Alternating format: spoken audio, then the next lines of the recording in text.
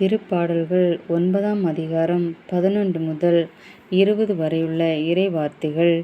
சீயோனில் தங்கியிருக்கும் ஆண்டவரை புகழ்ந்து பாடுங்கள்.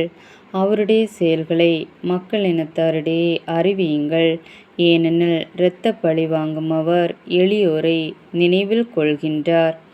அவர்களின் கதறலை அவர் கேட்க மறவார். ஆண்டவரே, என் மீது இரக்கமாயிரும். என்னை பகைப்போரால் எனக்கு வரும் துன்பத்தைப் பாரும். சாவின் வாயினின்று என்னை விடுவியும். அப்பொழுது மகள் சீயோனின் வாயில்களில் உம் புகழ் அனைத்தையும் பாடுவேன். நீர் அளிக்கும் விடுதலை குறித்து அகமகிழ்வேன். வேற்றினத்தார் வெட்டின குழியில் அவர்களே விழுந்தனர். அவர்கள் மறைத்து வைத்திருந்த வலையில் அவர்கள் கால்களே சிக்கிக் கொண்டன. ஆண்டவர் நீதியை நிலைநாட்டுவதன் மூலம் தம்மை வெளிப்படுத்தியுள்ளார். பொல்லார் செய்த செயலில் அவர்களே சிக்கிக் கொண்டனர். பொல்லார் பாதாளத்திற்கே செல்வர்.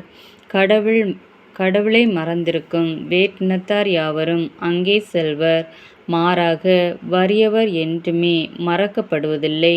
எளியோரின் நம்பிக்கை ஒருபோதும் வீண் போகாது. ஆண்டவரே, எழுந்தருளும். மனிதரின் கை ஓங்க விடாதேயும்.